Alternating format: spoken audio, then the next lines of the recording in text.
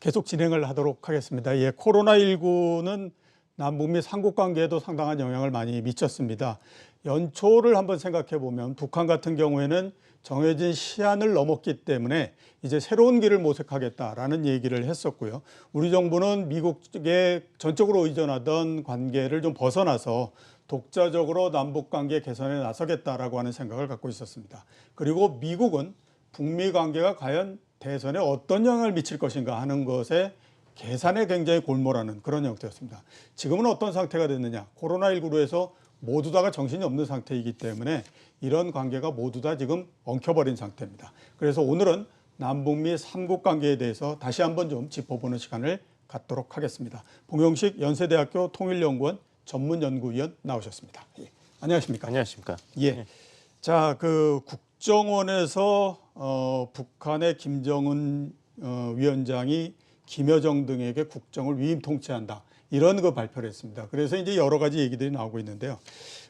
이런 이유에 대해서는 좀 이따 여쭤보도록 하고요. 우선 이제 위임 통치라고 하는 단어의 뜻이 뭔가 하는 거를 좀 여쭤봐야 될 것 같습니다. 제가 이거를 여쭤보는 이유는 위임 통치는 그냥 우리가 생각하기에 본인이 가지고 있는 권한 중에 일정 부분을 다른 사람한테 넘겨서 네 책임하에서 이렇게 통치를 해라 이런 거일 수 있는데 또 많이들 보게 되면 우리 조선시대 때 섭정 이런 것처럼 어떤 이유로든지 현재의 권한을 행사할 수 없는 상태가 되어버렸기 때문에 다른 사람한테 권한을 넘기는 형태로서 또 해석이 되고 있는 경우도 굉장히 많습니다. 그래서 일단은 아무튼 위임 통치가 뭔지 하는 거에 대해서 명확하게 한번 좀 얘기를 하고 진행을 해야 되겠다라는 생각이 들거든요. 근데 북한은 이제 주체 사상 체제죠. 주체이기 때문에 수령 체제입니다. 예. 수령이 두뇌이기 때문에 이제 다른 몸의 기관들은 이제 두뇌가 없으면은 기능을 할 수가 없죠. 그래서 사실 위임이라는 단어는 북한 체제에 사실 사전에 존재하지가 않습니다. 그렇죠. 예, 예. 주체 사상하고 위임이라는 단어는 서로 공존할 수가 없는 것이거든요. 예. 그래서 저희가 기억해야 될 것은 위임 통치라는 말은 북한 측에서 한 번도 사용하지 않았고 국정원이 국회 보고에서 사용한 단어이기 때문에 이거는 우리 측에서 사용한 단어고 우리 측의 해석입니다. 예. 저희가 주목해야 될 것은 이런 위임 통치 발언이 나오고 여러 가지 논란이 있음에도 불구하고 북한 측에서는 이런 방구 반응이 없거든요. 그렇죠. 비난조차도 하지 않습니다. 사실은 북한 체제에 대한 모욕이다 이렇게 반응이 비판이 나올 만도 한데 가만히 있는 것은 뭐냐면은 그런 개념 자체가 존재하지 않는 거예요. 예, 예. 그러니까 위임 통치라는 건 있을 수가 없고 단지 워낙 북한이 지금 삼중고를 겪고 있지 않습니까? 경제 제재, 그다음에 홍수, 가뭄, 그다음에 코로나. 그래서 책임 분산이랄까요? 김정은 위원장이 약간 책임을 분산함으로써 수령의 무오류성을 더 잘 보호할 수 있는 그런 체제로 가겠다. 이런 것을 국정원이 국회에 보고한 것으로 보면 되겠습니다. 예, 그러니까 중간에 어떻게 생각하면 전달 과정에서 우리의 버전으로서 좀 이렇게 그렇죠. 이제 그러니까 이제 소위 위임을 받은 사람들 김여정이라든지 최부일, 이병철, 뭐 김덕훈 새로운 내각 총리라든지 박봉주 당 부위원장 두 명은 이제 경제를 사실상 책임지고 있지 않습니까? 그렇죠. 반가운 일은 아닙니다. 왜냐하면 권한을 위임한 건 없고 책임을 더 지운 거기 때문에 어떻게 본다면은 잘해야 본전이고 잘못하면 이제 희생양이 되는 것이죠. 예, 그러니까 우리가 우리 버전대로 해석한 것처럼 김정은 위원장의 힘이 약화된 것이 아니라 오히려 어떻게 보게 되면 보다 더 공고해졌기 때문에 그렇습니다. 이제 이런 것들이 이루어질 수 있다. 이렇게 이제 해석을 해볼 수 있을 것 같네요. 자, 그러면 한번 여쭤봐야 될 것 같습니다. 이렇게 이제 이런 얘기가 나온 것 자체가 어떤 이유 때문에 이렇게 나오게 될 것 같습니까? 그 배경은 사실 흥미롭습니다. 지금 이 한국경제TV이기 때문에 특히 이제 경제 문제가 중요할 텐데요. 옥토버 서프라이즈라는 말이 나왔었죠. 존 볼튼 백악관 안보보좌관과 CSIS의 한국 석좌인 빅터 차 교수가 또 한 번의 트럼프 김정은 회동이 11월 미국 대선 전에 가능하다. 10월에 그렇죠. 충격이 가능한 시나리오다. 이런 얘기를 했습니다. 그 말은 이제 벌써 9월, 10월 두 달밖에 남지 않았는데요. 그렇게 된다면 이제 남북 경협도 새로운 전환기를 맞이할 수 있는 것이죠. 그렇죠. 그럼 북미 정상회담이 가시화가 된다면 우리나라 경제에도 큰 영향을 미치게 됩니다. 그래서 이 옥토버 서프라이즈, 10월에 충격이 가능하냐 이런 논란이 있는 와중에 사실 김여정이 새롭게 등장했습니다. 북한 지난 6월에 대남 메시지와 공세를 주도했고 남북 그 공동 연락 사무소 폭파도 지시했고 예. 그래서 김여정이 김정일 와병설 중에서 제2인자로 후계자로 떠오른 것이 아니냐 이런 또 뉴스가 주목을 받은 것이죠. 예. 그것과 맞물려서 김여정을 포함한 그런 내각의 주요 인물들에게 김정은이 어떤 책임과 권한을 위임한 것이 아닌가 이런 예. 뉴스랑 연결이 된 것입니다. 예, 알겠습니다. 자, 또 하나 여쭤볼 게 이제 그 군과 관련한 부분인데요. 이 위임 통치를 놓고 김정은 위원장 때는 이제 성군 정치였지 않습니까? 그러니까 예. 군이 다른 어떤 것보다도 위에서 이제 끌고 가는 형태 이렇게 이제 그랬는데 이번 이제 위임 통치 이 얘기가 나오면서 또 일각에서 보는 그 시각은 이제 군이 앞에서 이렇게 군을 두드러지게 하는 것보다는 군 자체가 북한이라고 하는 전체 이 시스템 내에 들어가는 형태가 되기 때문에 그 위임 통치라고 하는 것 자체가 군의 통치나 그다음에 군의 위상이나 이 부분들을 보다 더 약화시키는 형태 이렇게 되는 거다라는 얘기가 있는데요. 거기에 대해서는 어떻게 지금 예, 보십니까? 그건 좀 정확한 분석이라고 저도 생각합니다. 사실 군을 당 밑에 두는 그 성군 정치의 변화는 김정은 집권 초반서부터 계속 차근차근히 지속이 되었죠. 예를 예. 들면 이영호라든지 현영철 숙청 같은 경우도 있고 군을 어떻게 당 밑에 통솔하에 두느냐는 이제 김정은 위원장 같은 경우는 이제 장군들을 이제 은퇴시키거나 숙청을 하는 방향으로 이루어졌습니다. 예. 밖에서 볼 때는 이것이 군에 대한 어떤 가혹한 행위로 보인다든지 아니면 김정은 위원장이 군을 두려워하는 것이 아니냐 이렇게 볼 수 있는데 사실은 그게 아니라 노병들을 은퇴시킴으로써 그 자리를 새로운 젊은 장교들로 충원을 함으로써 이 젊은 장군님을 모시는 충성심을 이제 새로운 장교들로부터 이제 환심을 살 수 있는 그런 방안이었죠. 예. 근데 저희가 주목해야 될 것은 이런 위임 통치 이제 논란이 있으면서 또 나온 건 뭐냐면 앞에 부각된 두 인물이 있습니다. 최부일 당 중앙군사위 부위위원장과 이병철 당 군정지도부장이 이제 군사 분야에서는 소위 말하는 위임을 받아서 이제 예. 책임을 질 텐데 이 말은 북한이 아직 비핵화 준비가 되어 있지 않다. 왜냐하면 이제 최부일 이병철은 이제 북한이 핵 무장으로 나가는데 혁혁한 공을 세운 중심 인물입니다. 예. 이 두 사람을 앞에 내세웠다는 것은 아직 북한이 핵과 미사일을 내려놓을 준비가 돼 있지는 않다. 이런 해석이 가능합니다. 예, 알겠습니다. 자, 다른 어떤 것보다도 이런 변화 자체에서 가장 주목을 받을 수밖에 없는 게 그러면 남북 관계는 도대체 어떻게 되는 거냐 하는 부분들이 제일 궁금할 수밖에 없거든요. 향후 남북 관계에 어떤 영향을 미칠 거라고 지금 보십니까? 향후 남북 관계는 상당 기간 동안은 이제 소강 상태로 지속될 것 같습니다. 예. 이제 문재인 대통령께서는 지난번에 EU 정상들과의 화상 정상회의에서도 미북 간의 정상회담 재개를 위해서 한국이 역할을 하겠다. 그리고 연초에는 이런 북한에 대한 제재에 상관없이 남북 관계를 다시 모멘텀을 만들겠다 이런 발언을 하셨죠. 예. 그리고 6월에 북한의 도발이 있은 후에는 국정원장, 통일부 장관 그리고 청와대 안보실장을 교체함으로써 새로운 안보팀을 이제 만들었지 않습니까? 예, 그렇죠. 그러니까 한국 입장에서는 남북 관계, 남북 경협에 박차를 가하겠다는 의지는 뚜렷합니다. 하지만 여러 가지 제재가 있고 북한 내부 사정이 워낙 좋지 않기 때문에 예. 이 남북 관계 특히 경협이 재개될 가능성은 사실 희박하다 이렇게 말씀드릴 수밖에 없겠습니다. 예, 경협이 재개될 가능성은 희박하다 이렇게 말씀을 해주셨는데요. 자, 말씀을 하셨기 때문에 계속해서 좀 여쭤보도록 하겠습니다. 외교 통일 관련한 조직이 우리 전부 다 이제 이렇게 바뀌었습니다. 그리고 이제 이인영 통일부 장관이 들어섰는데. 이게 통일부 장관이 새로 될 때에 이런 얘기들을 굉장히 많이 했습니다. 그러니까 정치인의 창조적인 생각을 가지고 접근해서 하게 되면 여태까지 관료나 교수들을 중심으로 해서 했던 것보다는 한 번 더 나갈 가능성이 있지 않느냐라는 얘기들을 굉장히 많이 했거든요. 그리고 이인영 장관이 개성공단 관련해서 길을 뚫겠다라는 얘기도 했었는데 현재까지는 어떻게 지금 보고 계십니까?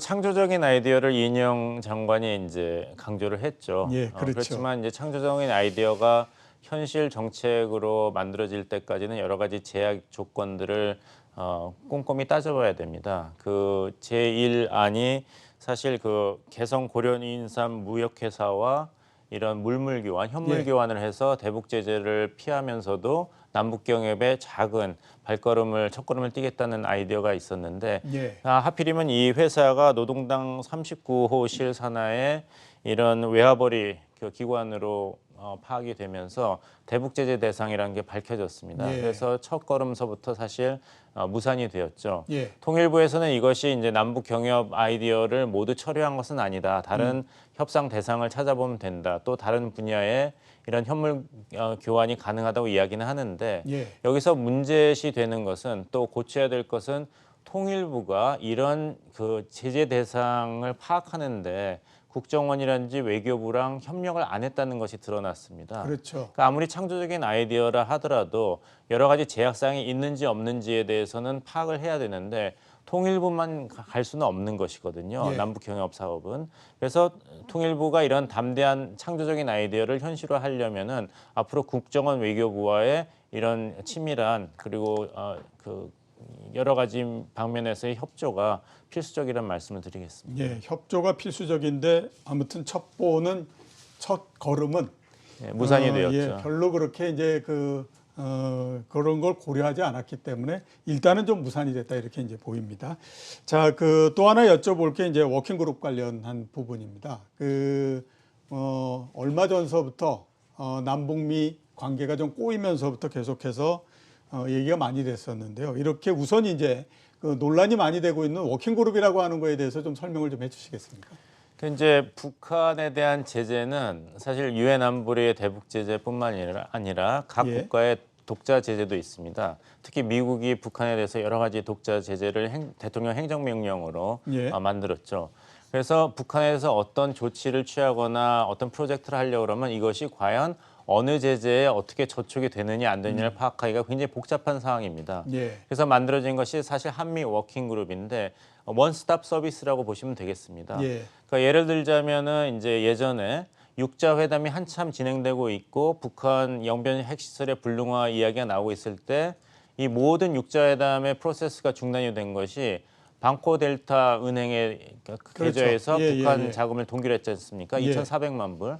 그러나 미국 재무부가 독자적으로 그 조치를 취한 것입니다. 국무부도 사실 알지를 못했고 그런 방코 델타 아시아 BDA 사태가 해결되기 전까지는 이제 육자 회담이 이제 제 기능을 할 수 없었기 때문에 이런 엇박자가 나는 것을 막기 위해서 원스톱 서비스로서 미국 정부의 뭐 재무부라든지 국무부, 국방부가 어떤 사안이 있을 때 종합적인 판단을 내려줄 수 있는 그런 컨설팅 할 수 있는 기관이라고 보시면 되겠습니다. 그래서 한미 워킹그룹이 비록 북한 측에서는 이제 눈에 가시 같은 비난 대상이 되고 있지만 사사건건 발목을 잡는다 하지만 사실 북한 입장에서 보더라도 남북 경협이 제대로 진행이 되려면은 신속하고 효과적으로 진행이 되려면 워킹그룹이 존재하는 것이 낫습니다. 예. 왜냐하면 종합적인 판단을 그렇죠. 한 번에 한 번에 해줄 수 내릴 수가 있으니까. 있기 때문에 나중에 이제 뒤통수를 맞는다든지 일이 꼬이는 일이 없거든요. 예.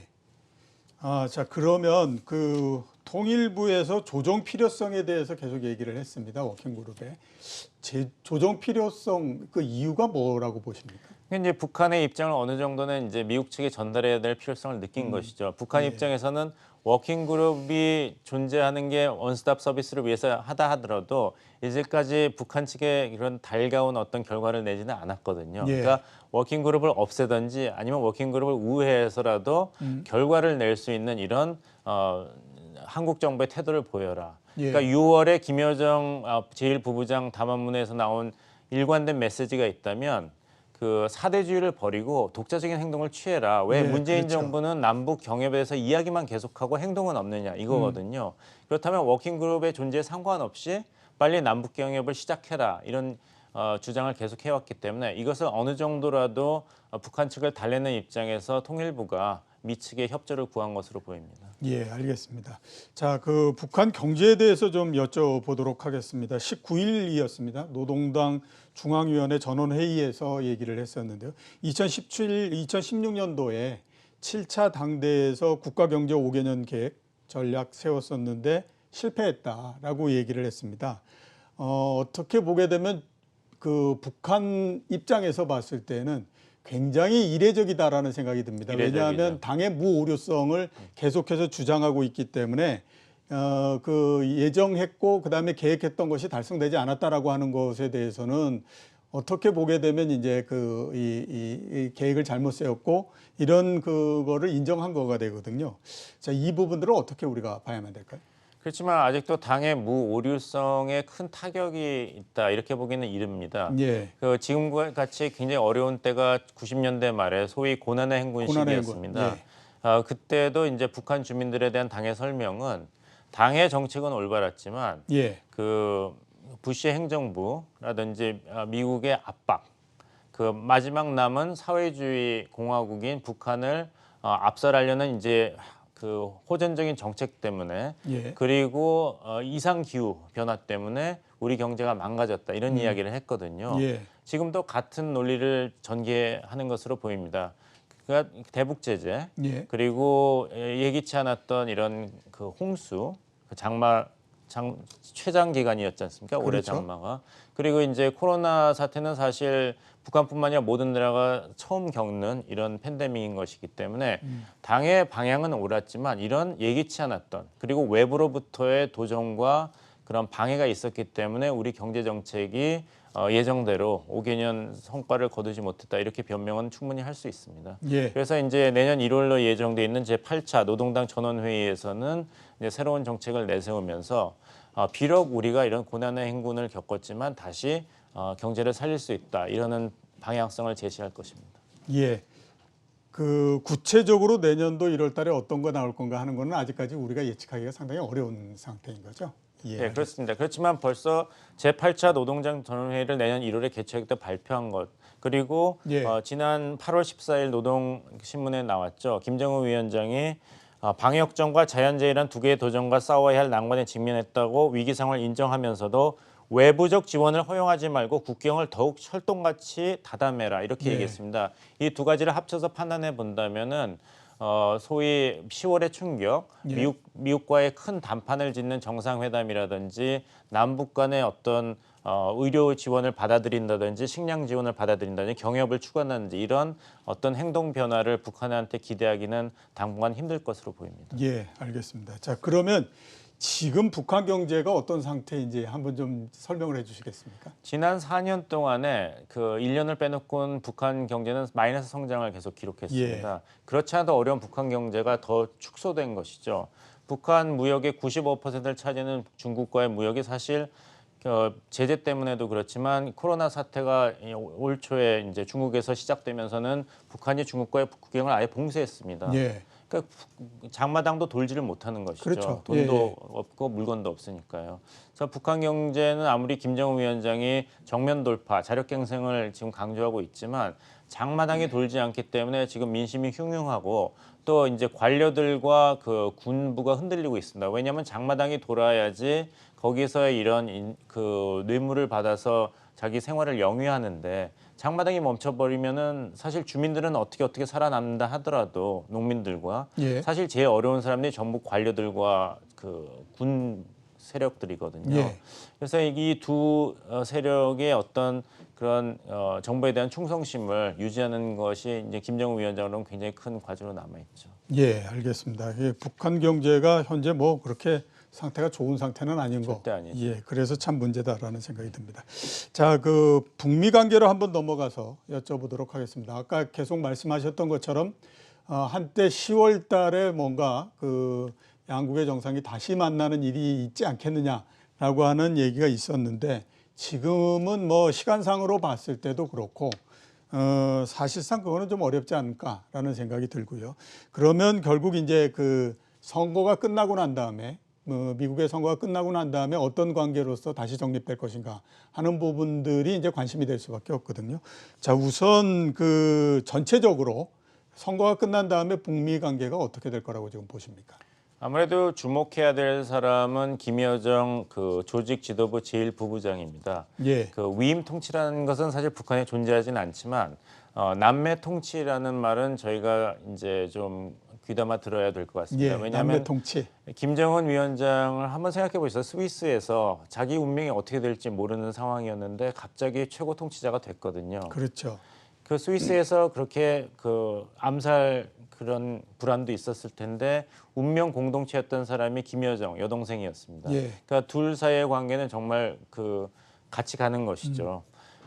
그래서 김여정 제일 그 부부장이 비록 통치의 경험이라든지 이런 건 부족하다 하더라도 김정은 위원장이 가장 신뢰하는 사람인 것은 분명합니다. 예, 그렇죠. 근데 그 김여정 위원장이 6월 달서부터 대미 그리고 대남 그런 공세에는 이제 책임을 지는 모습이 보였습니다. 그리고 흥미로운 것은 7월 10일 날 김여정 제1부부장 명의로 나온 대미 담화문에서 미국에 대해서 비판적인 메시지를 보내면서도 우리가 비핵화를 안 하겠다는 것이 아니다. 예. 조건이 맞아야 할 수 있다. 이런 흥미로운 메시지를 던졌고 또 재미있는 이야기는 그 트럼프 행정부에서 이번에 미국 독립기념일 행사를 그 굉장히 멋있게 했다 그러는데 그 DVD를 받아보고 싶다 이런 메시지를 던졌어요. 예, 그렇죠. 그런 게 있었죠. 예. 근데 DVD를 받아보려면 누가 전달을 해야 되지 않습니까? 예. 그 말은 김여정 제1부부장이 김정은으로부터 그런 권한을 받아서 대미 특사가 되겠다.